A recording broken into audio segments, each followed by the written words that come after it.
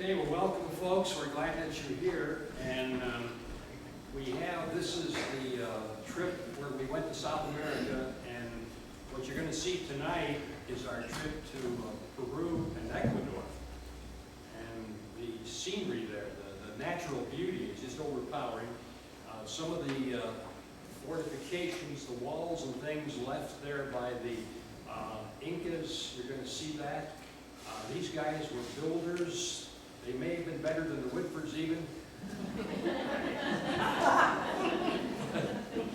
You're going to see they were good with probably very poor tools, but they were good. And we'll be showing you kind of the highlight is kind of our trip to Machu Picchu, which we'll describe as we go along. Then, if you want to come back, as Sandy was saying, come back on Saturday at 1 o'clock. We're going to give our presentation on the Galapagos Islands. And these are islands that are a series of islands about 600 miles off of Ecuador. They belong to Ecuador. And the wildlife there is just amazing, and I don't mean the Marcy and all that. Animals, the animal life, just positively amazing. You're going to see that. The islands are all different in terms of, some of them look like a moonscape, others are rich vegetation. We're going to talk about that on Saturday, so that's going to be coming up. So we invite you to come along on our trip to South America. You're going to speak up. Okay. Okay, you ready? Ready. Cut the lights a little bit.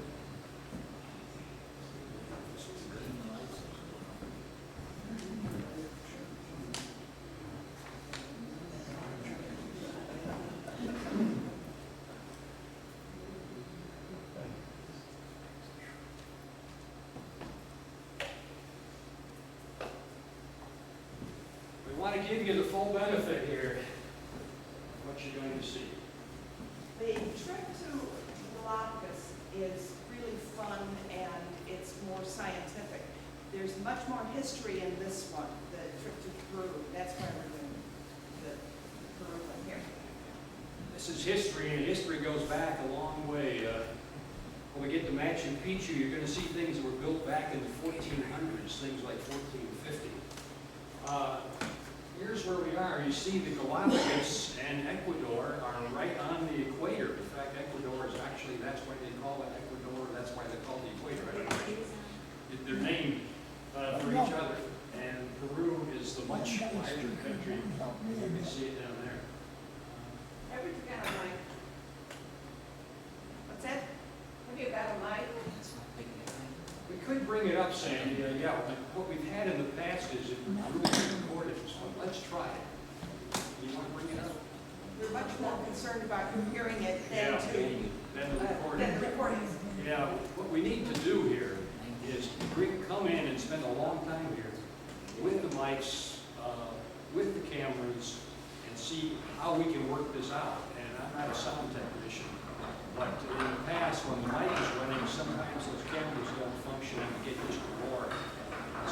This has been a problem. Yeah, let's try the mic. Anything you want to say about it? Before you saw the, can you go back to the first slide? We started out in Naples, Florida. We took a bus over to Fort Lauderdale, to Miami. We got on the plane. We didn't fly directly from there. We flew to Atlanta. And then we got on the plane in Atlanta to go to Ecuador and flew right over the Fort Myers airport. I mean, you could look down and see it. But the reason for that was that the direct flights to Quito were all filled. There were about 100 people on the tour to the Galapagos. But when we left the Galapagos, we flew back to Guayaquil, which is, well, it's on the next one. Right here, right on the edge. And 10 of us only went on this tour to Peru. 6 of them were friends, and 2 other couples went with us that we hadn't met before, and everybody was just wonderful. It was a really congenial trip. We enjoyed it so much, and we enjoyed all the people who were there.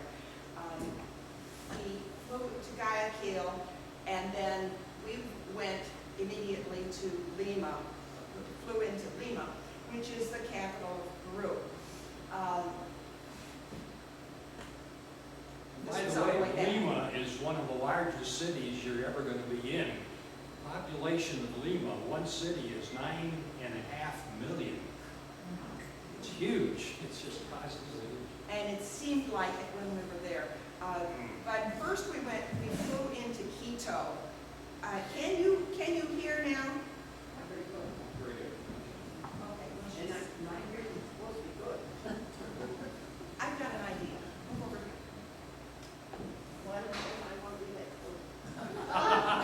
No, I can't We're see. not going to take up the collection or anything. No, I can see right. Okay. We'll have that. It's coming. Okay, just a few minutes.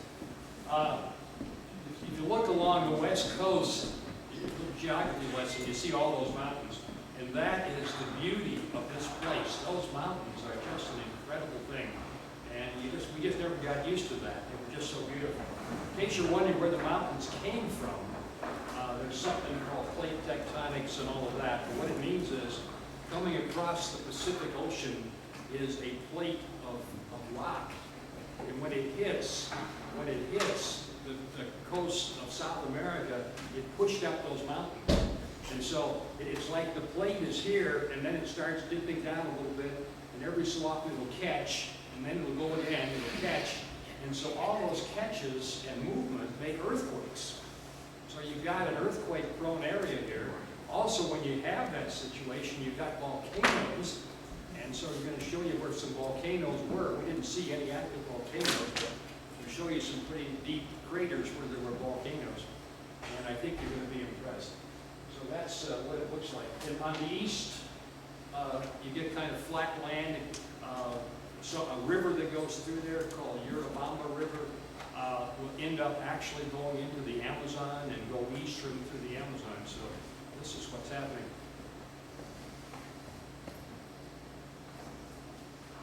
I think they're still working on this yet. This is a spectacular view. This is Quito, and Quito, Ecuador, elevation 9,000 feet. And let me say something about elevation. When we left here, well, you know how high it is here. We then flew Lima, sea level. When you get up to Quito, as you can see, the elevation is 9,000 feet. And I think our people did pretty well. But then when we flew to Cusco in Peru, it's 11,000 feet. And some of our people had a whole lot of trouble. They couldn't sleep, they couldn't walk very well. And in fact, the hotel we were in, they knew that was going to be a problem, and they had oxygen bottles, and you could get an oxygen bottle and breathe that in. Now, if you stay there a while, you'll be okay. Interestingly enough, the people who were with us who had the most trouble were the people who lived at sea level in Naples, Florida. Florida people. I mean, we're about 1,200 feet or so here, and that much made a difference. I mean, we just didn't have the trouble that they had, and they continued to have the trouble most of the time. Quito is a huge city, as you can tell here, and it's in the mountains. It can't spread out very far. We flew into it after dark, and the lights were just spectacular. It was so beautiful. And of course, it was very clear, 1, 2. which was nice also. Okay. Okay. Does this work better? Yes. Okay, let's see if we can project a little bit. See something because we don't know who this is. I can tell you this, in South America, they take religion very seriously. And the religion is a Catholic religion. So they have, let me undo that now.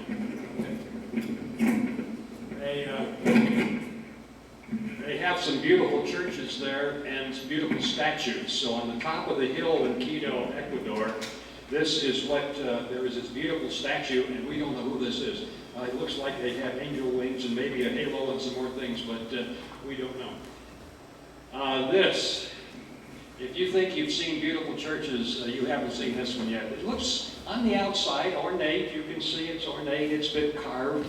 All of these statues, they are somebody. They represent somebody. And there's a story behind all of this. And of course, this was a time when a church wasn't just a place to come and worship.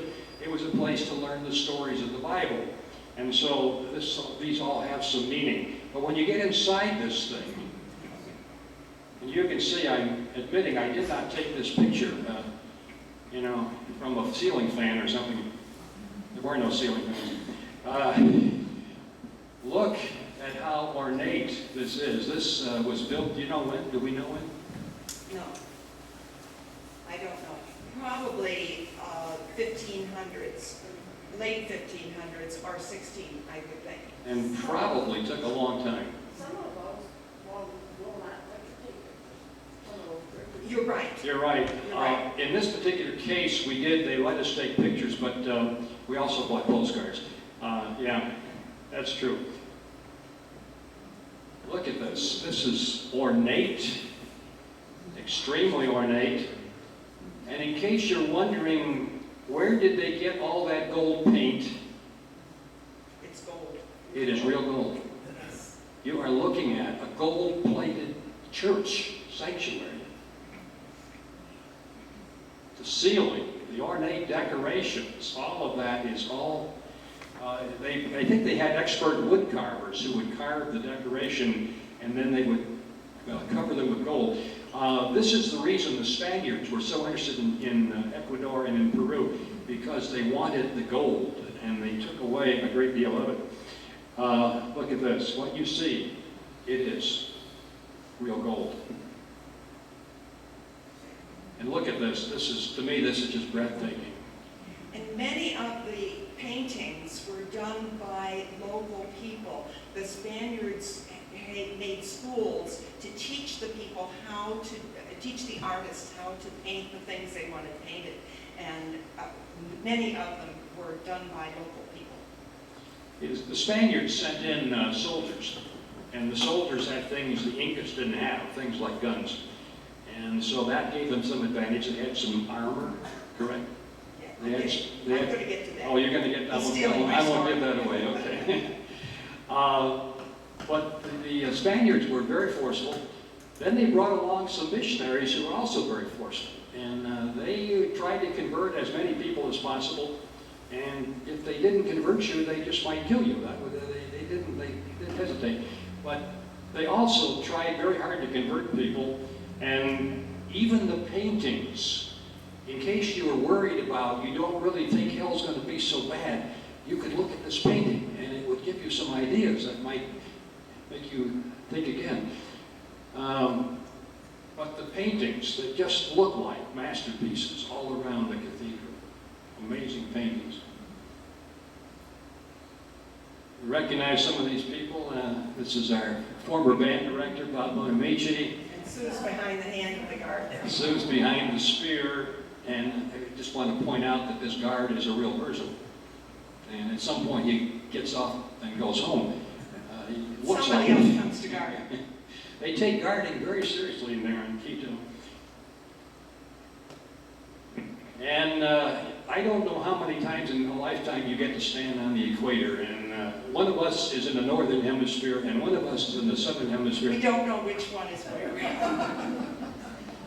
And you see the sign that tells you the latitude is 0 degrees, 0 minutes, and 0 seconds. That yellow line is supposed to be the equator. And by the way, the season, it is September for us, so for them it's like March. And it was comfortable. It was not too hot, it was comfortable. Well, this is quite high, so that it never gets really hot, I think, even though it's on the equator. It is, well, this was interesting. One of our stops was this lovely little restaurant here. And about the time we pulled up, the bus pulled up here, the the clouds began to come in. They were pretty high up in the air and began to kind of add a mist in the area.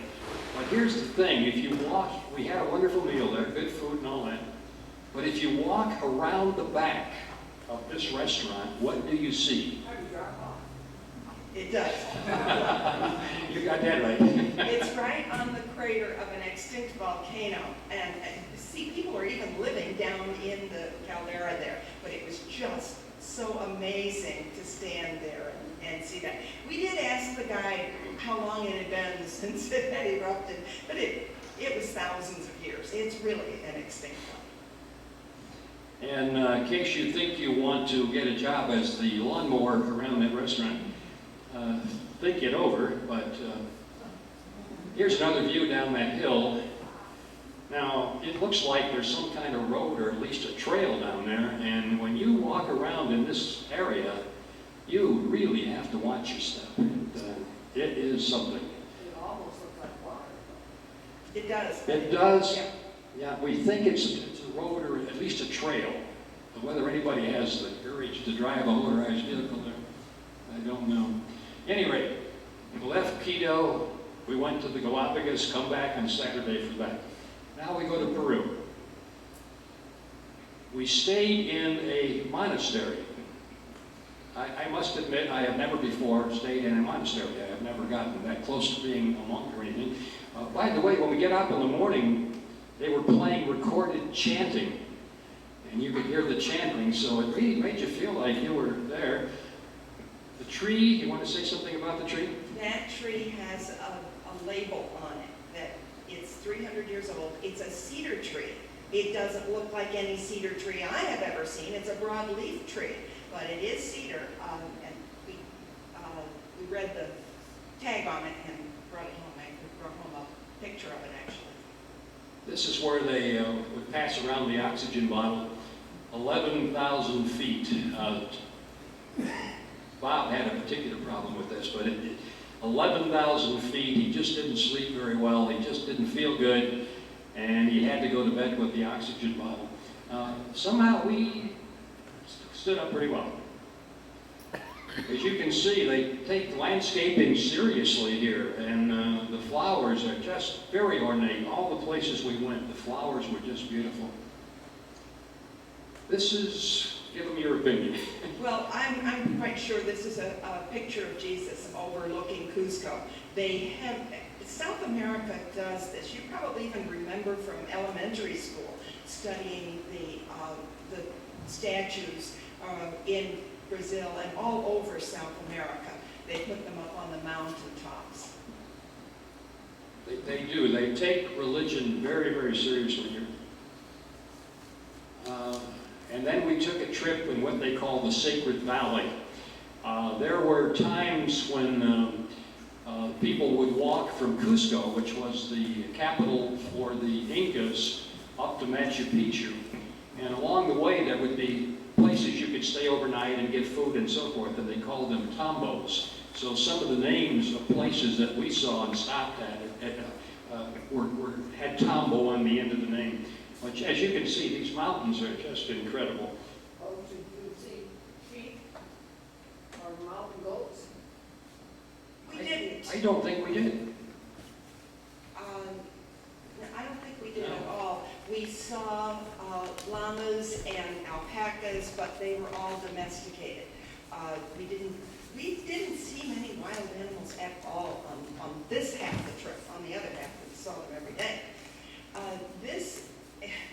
Tell them what you thought. Well, they began to tell us we were going to go up to see these ruins, and I kept thinking he was saying sexy woman. And when you look at it, it's sex saying woman. And I wondered what on earth it was we were going to see. But this is a place that is very important in the history of the Incas, and I get to give you the history lesson. Okay. I'm going to do that now. The Incas were not the first civilizations there.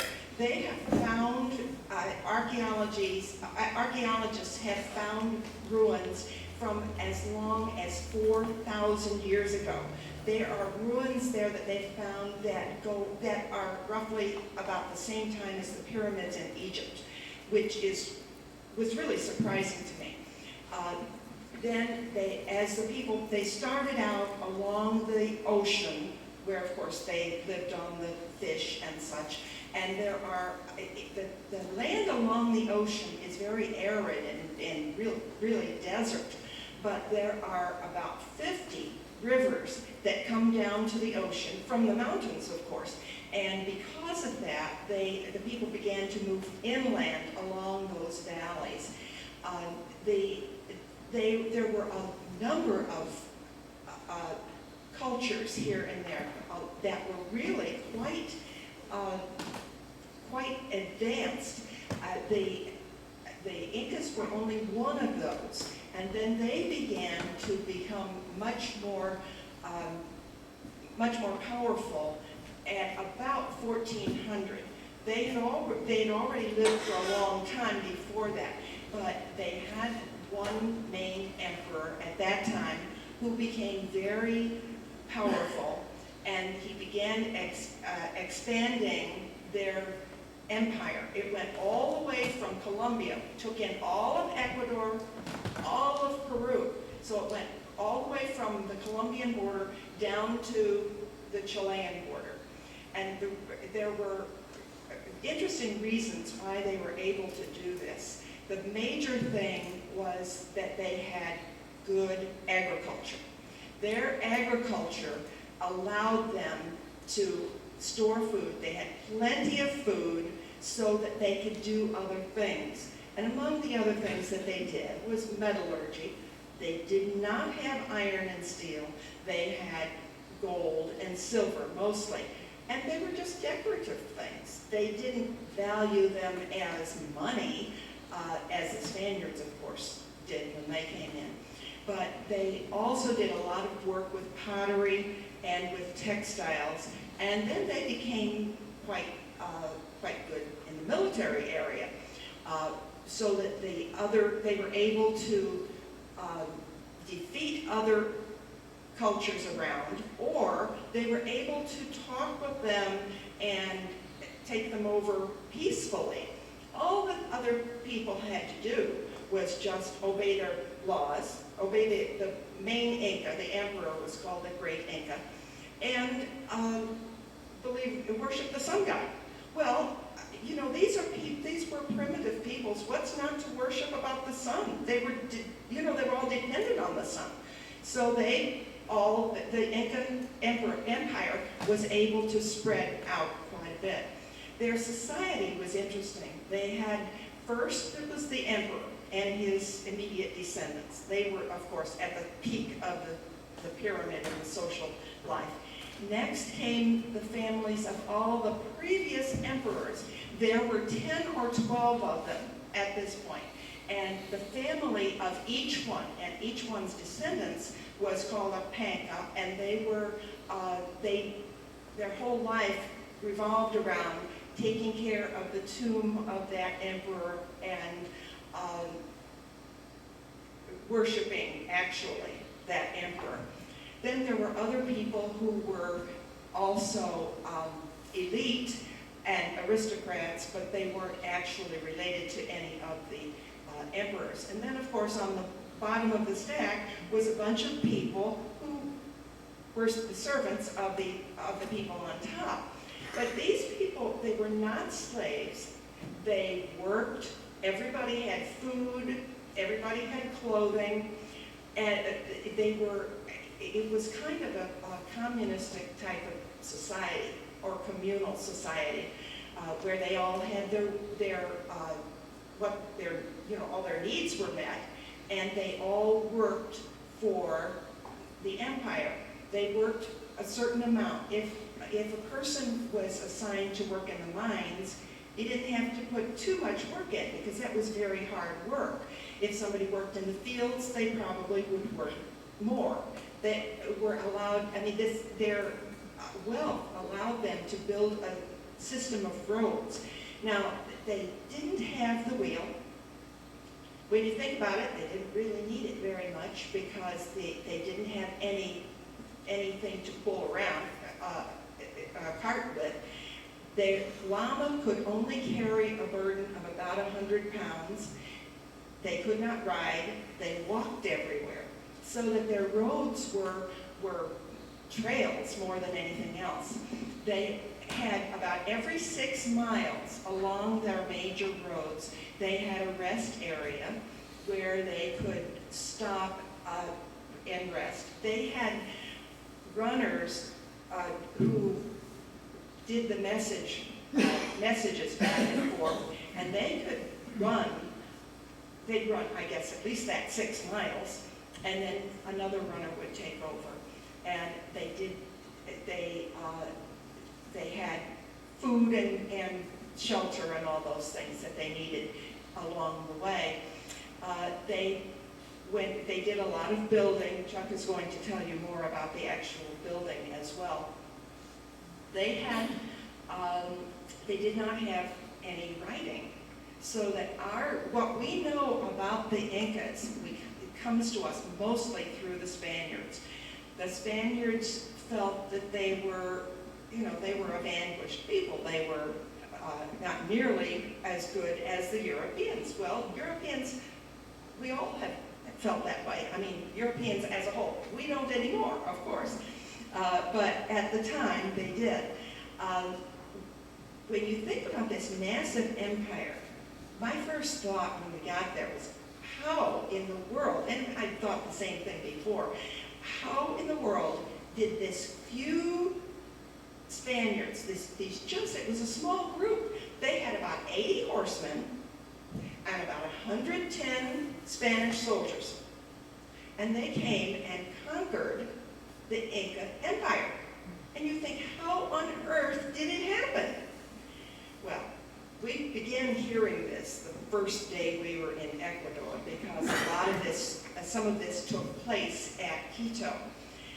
The empire, the major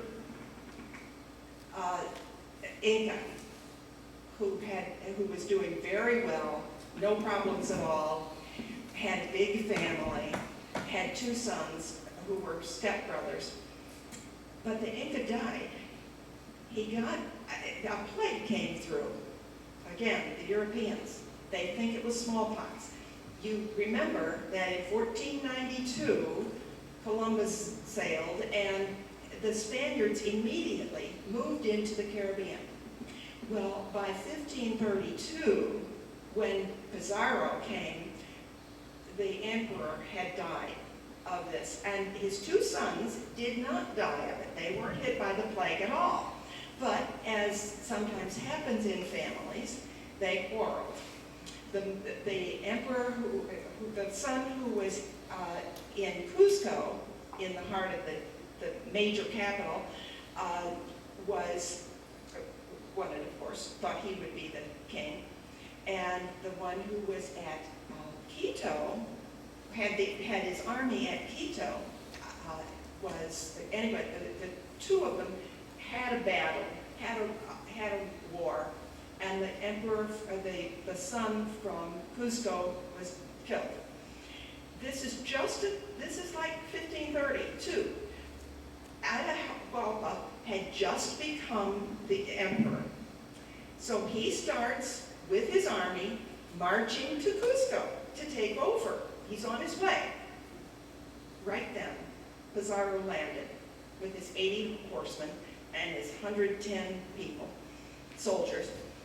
And Atahualpa was told, oh, these Europeans have come.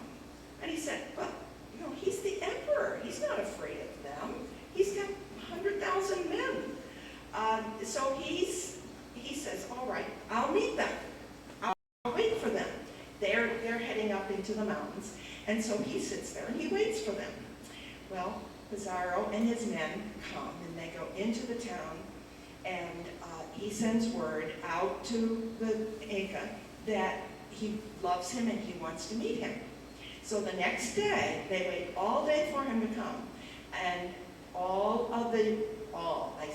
those few Spanish soldiers are hidden inside the buildings with their cannons, and the emperor comes with 3,000 to 4,000 soldiers and his 80 or so noblemen who come with him.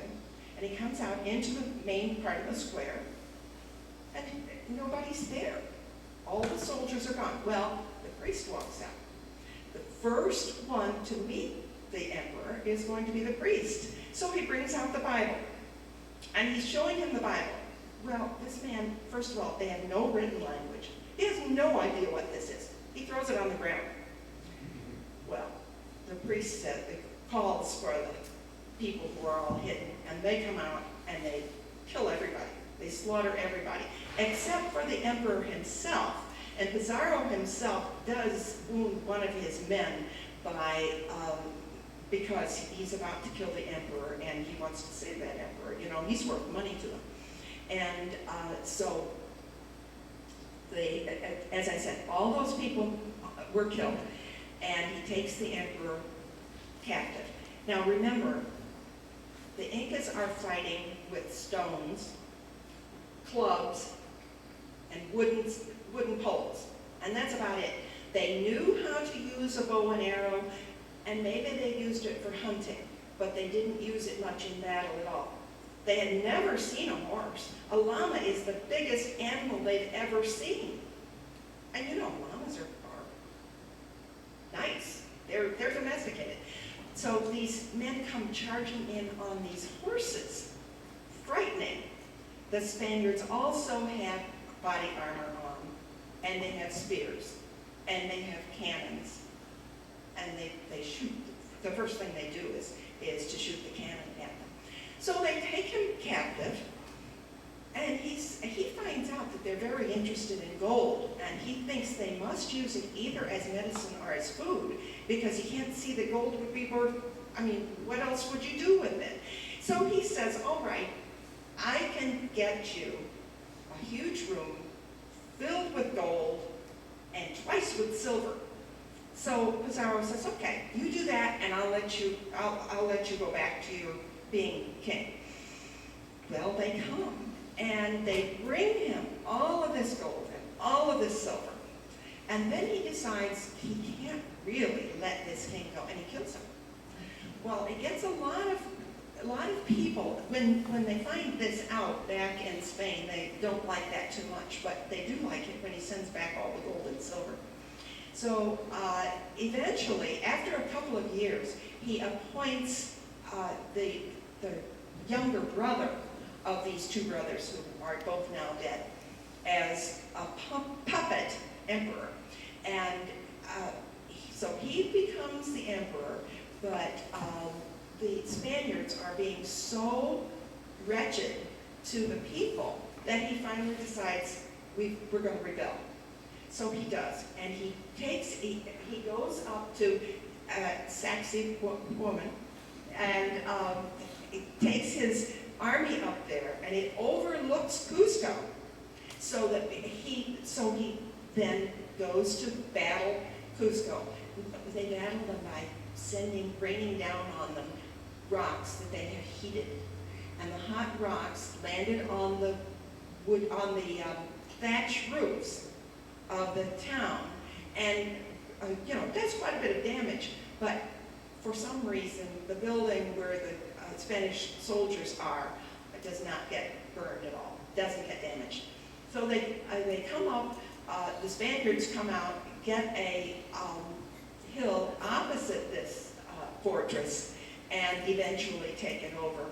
And then they go down to Ollantaytambo, which we're going to show you shortly after this. And there, Mexico the emperor has captured a horse from the Spaniards, and he's up on the top of the fortress. How they got the horse up there, I don't know, because we climbed those steps, and it was very, very difficult. I don't think a horse could do that. He was up there directing his troops, and at that point, he had some troops from some people from the jungles who did use the bows and arrows, and they were raining down arrows on them. But he did, that was pretty much the end of the Inca Empire. I mean, this happened within 4 years. And he did go off and live in exile, had a small kingdom in exile for about 35 years, but it was never an empire again after that. It was amazing how fast it happened. And the people did, of course, become Catholic after that. They seemed to be able to do that pretty quickly. Some of the groups that were not Inca, who were ruled by the Incas, did join the Spaniards and help them out some. But mainly it was the horses, and they had wonderful firepower compared to what the Incas had. Okay. Oh, very good. Now, they may not have been good at foreign relations and designing weapons, but look at this wall. They have done everything the hard way, and as far as I can find out, they were using bronze instruments, bronze tools. In As stone. Irene, and in stone. As Irene said, they did not have any iron or steel. Look how the perfectionism of building these walls here. Now, the modern day people are trying to restore some of this, and they don't do all of that. They do things the easier way. They use smaller rocks. They probably use some mortar and things like that.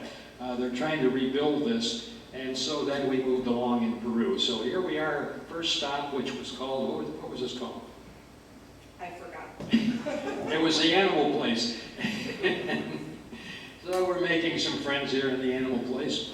Yeah, it's on there. It's on there, Yeah. yeah. Anance concha, looks like. At any rate, various types of alpaca, which we have some of those around here, as you well know. And here's... This farm is really pretty much set up for tourists. They do sell their wares. They ship them out of the country, but they are doing things in the old way, and they're doing it for people to come, and people were there, lots of them. This kind of struck me. You see this so often. A major building material there, not modern day. They don't build those big walls anymore. A modern day building material is adobe. They get the soil, they mix it up in some way, they dry it in the sun, and it has this lovely little kind of purplish kind of color, roundish color to it. And they have tile roofs, and this is what you see so often there. These houses that look like this, it looks like they're under construction. So maybe it's a different world there in terms of what you do. If you want a house, you build it year by year instead of getting a mortgage or something like that. This was very common. Now, if you've all seen pictures of some of the people who live here, and I think what's probably striking to you is the color. And this sign says the colors you're seeing in the fabrics are natural colors. They're minerals and chemicals. They were able to dye these things. Look at the yarns here. Well, some of your plants.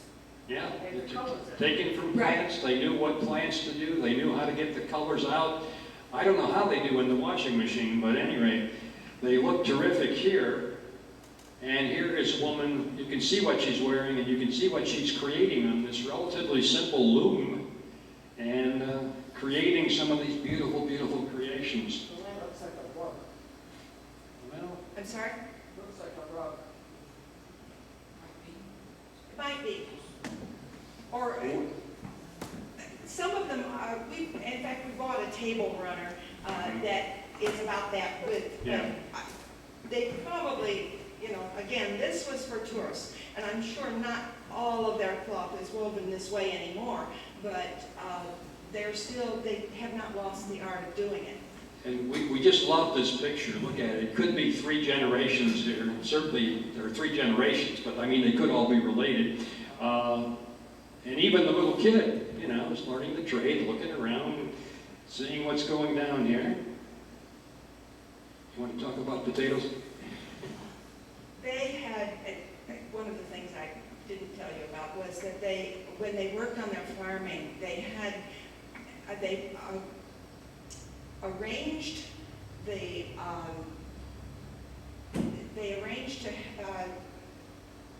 various types of plants for the various microclimates they grew them in, because they had different heights, different elevations and such. And potato was one of their big crops. And I can't remember exactly how many types it was, but something like I'd never heard before. 80 some types of potato. Something like that. And they even showed us some dried potatoes, which were amazing. They dry them in the sun, and then they soak them in water to bring them back. reconstitute them. And they really looked very much like a potato, but they had different sizes, different colors, very different potatoes. Yeah, in a very active market, you can buy all kinds of food here. Look at all those colors. Is it a local market for the local people, or? Oh yeah. Anybody could come here. Of course, again, as Irene said, they're setting this up particularly for tourists coming through. But yeah, it is also a local market for local people. Because tourists wouldn't probably buy most of those foods there. I think those were for local people to buy. Here's another restaurant stop, this time in Peru. Lovely meal. We sat outdoors on the balcony, and then we had time to walk down the steps and look around. And how many Burger Kings can you do this in? This is an unusual kind of restaurant, unusual kind of area, and natural beauty. Not maybe the people you're looking at there, but otherwise. Look around that. Incredible. You were asking about sheep, Nita. We didn't see anybody. If you look at these mountainsides, a lot of them are very dry, and there's not much. Like Alaska, but I thought they were goats or something, but they told me they weren't. There could be. They were sheep. Could be. We didn't see them, but here's kind of a juxtaposition. You've got the mountains, which look in this case rather barren, but the river bottom, looks as good as Skeel's farm. It looks like they're really growing a very good crop there on the bottomland. Now, for some reason, the older people here like to build things up on mountains. And if you look at this, you can see some people negotiating the pathway to get up to this building. We don't exactly know why they thought that was a good idea to put that thing up so high, but they did. This, I think, is kind of a juxtaposition on the right, probably some of the old Inca stones, the big ones, very, very carefully cut and fit and all of that. And I think the modern guys filled in on the left, and it just is not the same. And if you're wondering where you are, where are we? This is Ollanta Tambo. That's where Manco was standing up on top of the hill. And Let's show you that. Yeah, that's the hill. He was up on top of that on his horse. On his horse? Yes. And the troops and the Spaniards were down below being. Can you imagine Bob Newhart describing that with the guy up on the top of this with a horse? We climbed that. We did it. And again, we want to tell you that Bob Bonamici is kind of the poster boy for knee replacement. Before this trip, he had so much trouble just walking around, pain all the time. He found a doctor down in Naples, Florida, who did the procedure in a particular way. Bob walked off the operating table and he never stopped after that. He's walking around the hospital on uneven ground. He's had no pain, and he climbed this without. Two of the women in our group did not go up this one. One of them has had some disease. What was it? I don't recall.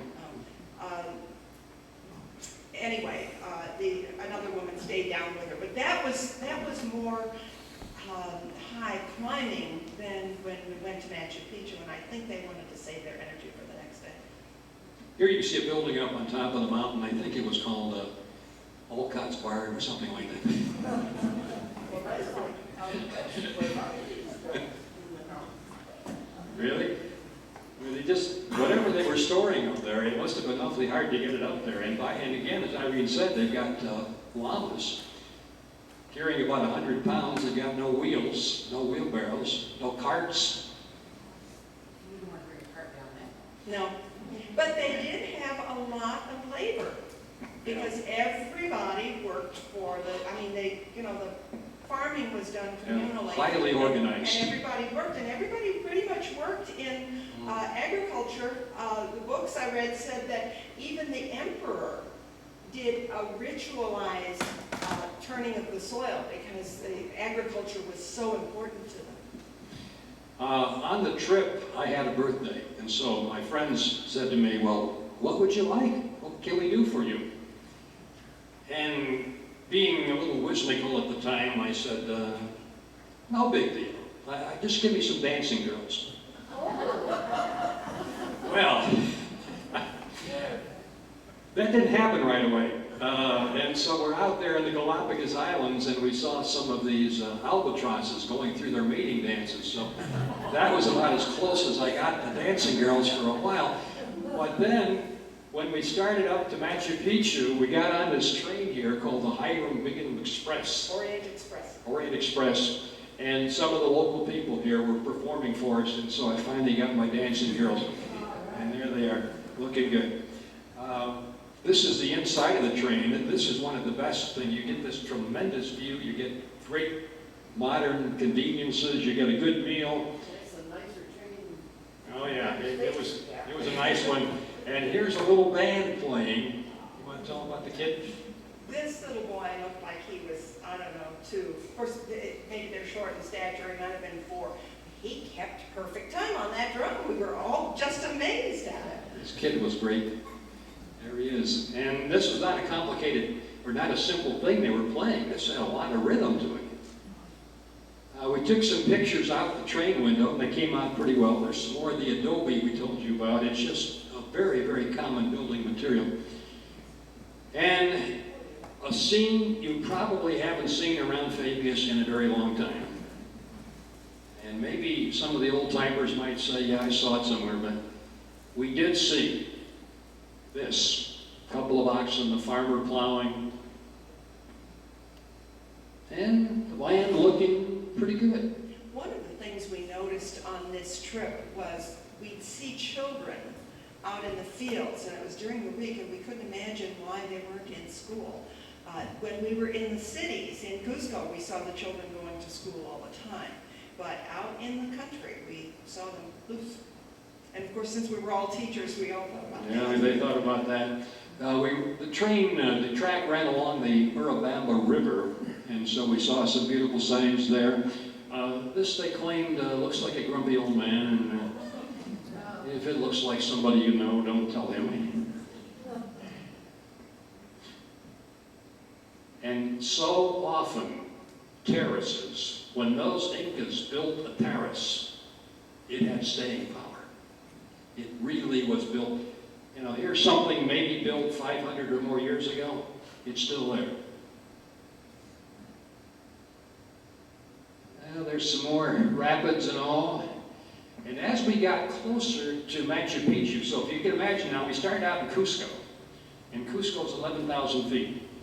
To get to Machu Picchu, we go down 3,000 feet. It's only 8,000 feet tall. And we're also moving toward the equator. We're also moving a little bit toward the jungle area. And so as you can see, the vegetation is now looking greener. As you look up those mountains, it doesn't look so barren anymore. It looks a little greener. And as you can see, sometimes we're getting a pretty rich vegetation growth. And you want to talk about this? Oh, yes. These are people who go to Machu Picchu the hard way. They want to go to Machu Picchu in the worst way. They pay an organization that provides them with their food, their tents and such, and they just carry what they need for the day in their backpacks. And they walk 35 miles or so on the Inca Trail, right? Actually on the trail that the Incas built so long ago. Of course, I'm sure they've replaced that bridge, but you can see them walking across there.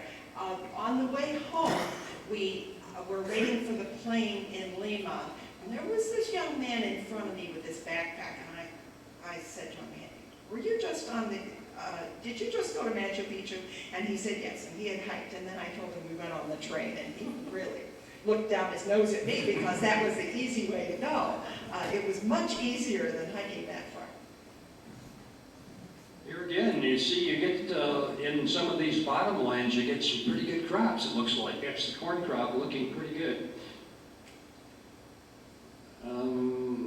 Some of the adobe bricks stacked up, ready to be used for something. And again, if you look back at that house, is it coming?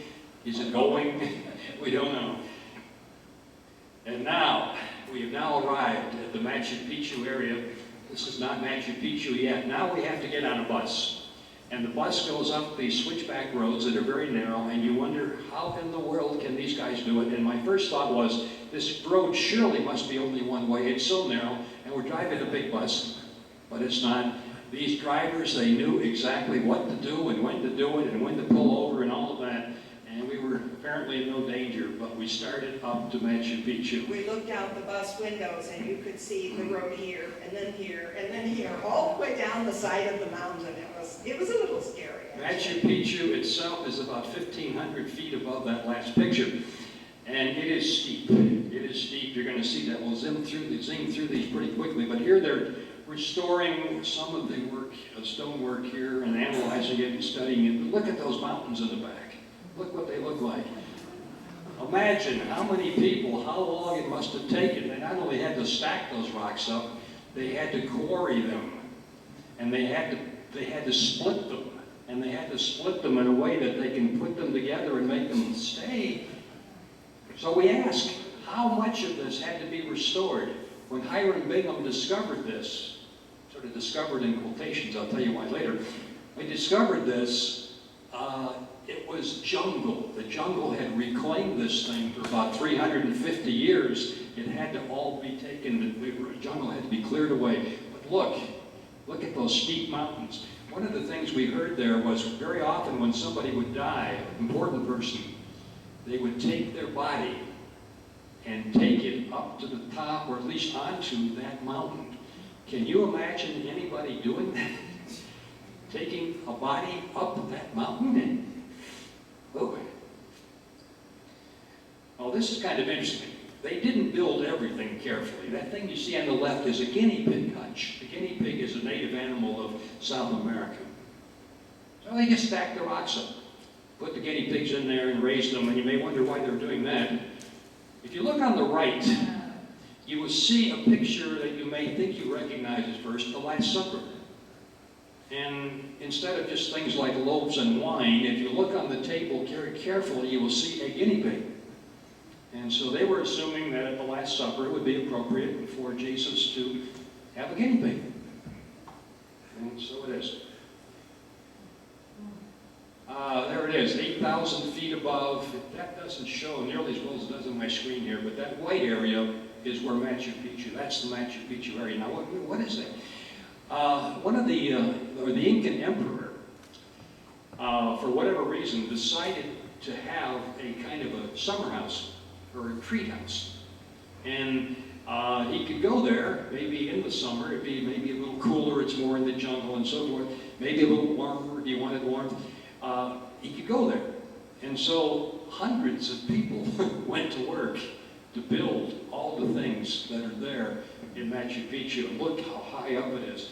I was wondering out loud the last meeting, or meeting before last, about why they were building anything and farming the mountaintops. And one of the speaker that night said, because of mosquitoes. I think that's a possibility. That the malaria mosquito is a big problem, but I think the malaria mosquito does not live this high up. So you'd be safe on that. This is another picture we took from a book, but you can see the clouds coming in, the mist coming in. We're very high up, and here's the guy who discovered it all. You want to talk about this, or should I? I will. Okay. This is Hiram Bingham, and he was looking for a particular city that he thought existed in Peru, in the Andes Mountains, and apparently he had found it without knowing it, and he passed on to something else. And so here he is, sort of making his way along the river, and he's knocking on doors and asking people, is there any interesting old city around here? And then one farmer said, he's a banana farmer. The banana farmer said, yeah, it's right down the way. And so Hiram Bingham said, I'll pay you if you take me there. I got to go there. He said, I can't. I don't have time for that. I'm working. I got to work on these banana trees, and I can't be. I tell you what, he said, I'll send my son. How old was he? 10 or 12-year-old son. He'll take you up there. So the son took Hiram Bingham up through the mountains and through the jungle, and he found Machu Picchu. Well, it took Bingham years to clear that, and get rid of all the trees and the vegetation that overcome this place for 350 years. By the way, it is the moisture there is adequate.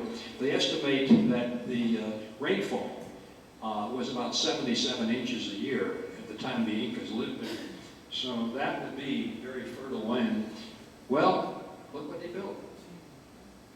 These guys couldn't invent and use a bow and arrow, but look what they built. If you look right in the middle of that, there's some natural rock outcroppings. Well, they just left them there, and they built around them.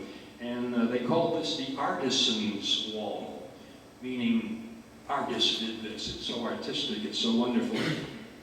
Windows. You notice there's an angle. The walls are not straight, they're angled in. And the Incas somehow knew that was a good idea. If you look at a map of Machu Picchu, you will see, in the right kind of map, you'll see there are two major fault lines there. And this place could have earthquakes. And so they knew that. They knew about earthquakes. And they felt that if you put the wall at a certain angle, it'll resist the earthquake damage better. And that's what they did. Well, look what else they will look at this wall. I mean, would any of you attempt, with best modern tools, attempt to build a wall like that? You'd say, no, I'll get my stone from Home Depot. What are they using? Bronze tools. Bronze, as you know, is an ally of copper, usually copper and tin. Bronze, as you probably know, is not very strong. Whatever you're doing with it, you probably would have to keep reforming and reshaping those tools. And if you look on the right, this is something modern, but they tried to take the old-fashioned tools and split that rock. And you can see the split marks in it.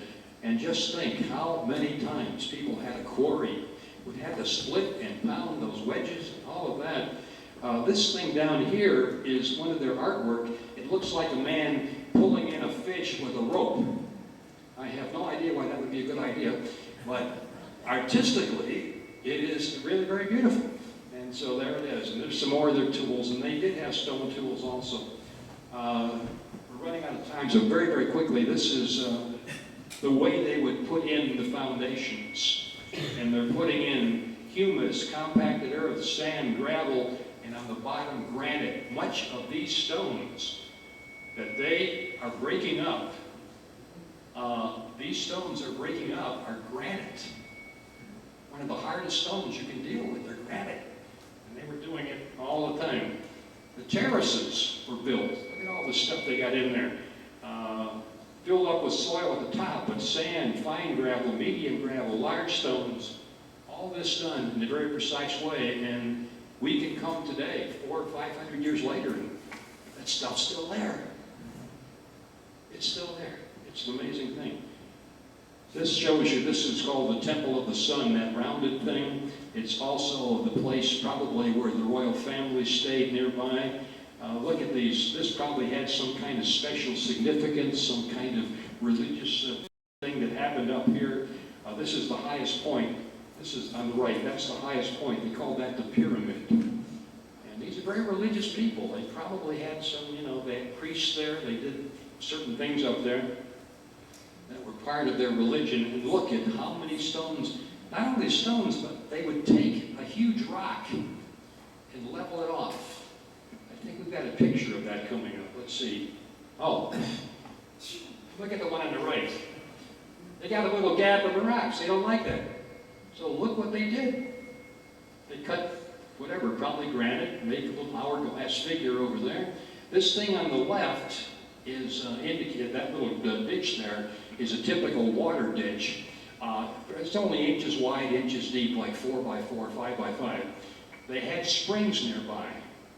And they were able, because of these fault lines, apparently they somehow gave rise to springs, and they could conduct the water into Machu Picchu and run it into these little grooves. And so everybody had water. in certain places they would have fountains. I think about 16 fountains were there, but everybody had water. And there were drainage holes cut. I don't see one there, but there are drainage holes cut. They didn't seem to need irrigation. Apparently with 77 inches of rain a year, you don't need irrigation, so that was not a problem. Now, imagine your job is to plant crops on these terraces. It's a beautiful view. But boy, if you make a mistake where you put your foot in, woohoo, you would not be found. And yet they farm these things. They farm these terraces, as unbelievable as it is. Another view, just little mist coming in, beautiful mist coming in. All of these walls, again, they told us they had to restore these about 30%, which means that the Incas were able to build things that would stay for centuries. How much of that do we do? Again, now it's all grass, but in Inca time, there probably were a lot of crops being raised here. And on top, the guardhouse. So if you look at that, they put a thatch roof on it. And the thatch roof, they thought would last about 2 or 3 years. But the stones, of course, last for centuries. There's the guardhouse. There's probably always somebody up there watching. You know, is anybody coming to get us? And as far as it's known, the Spaniards never got here. The Spaniards never got to this place, so they weren't able to destroy anything here. Look at this. The guide said to us, does anybody have a compass? And somebody produced a compass. He put it down on this rock, and look what you see. The point of that rock is pointing north. And I don't think they know. How did these people know where due north is? Am I right? And the rock was just there for that purpose. I mean, it wasn't a rock that's part of anything else. It wasn't accidental. They seemed to know which way was true north. They probably, well, I think a lot of these early people watched the sun a great deal. I think so. That may have. And they knew about solstices too. Some of these things were built so that at the solstice the sun would come in just at the right angle. So this was all going on. We wondered how they cut the grass. This may give you ideas. We wondered how they cut the grass, then we turned the corner and ran into a lawnmower, and here it is. I happened to get the picture from the front. She got the picture from behind. She thought that wasn't appropriate, so we're using the picture from the front. Here's a lovely little market down here, which you got to be careful with your money. You can lose it fast down there. Here's our traveling companions, Steve and Doris Jones from Cortland, and Bob and Sue Amici, who now, and these, Steve and Doris now live at least part of the year in Naples, Florida. Bob and Sue live there year-round. And here again, our poster boy. If any of you are contemplating knee replacement, my suggestion to you, call this guy. He wanted a picture of him sitting next to the sign that says Machu Picchu. His doctor who did this surgery has this picture. I think it's up on the wall in his waiting room. He's also using it in other purposes. But Bob is definitely the poster boy for this operation. I think we can just about skip this, but let me get, again, cathedrals, lovely cathedrals, all of that. This is what really got us. These people take guard duty very seriously. They don't just change the guard. All these guys are in uniform. They are blowing the bugles. They are, maybe not quite in step, but they are stepping. And as I recall, they were stepping, far back like this. Something like that. And I want you to know, they are looking for terrorists and other terrible people.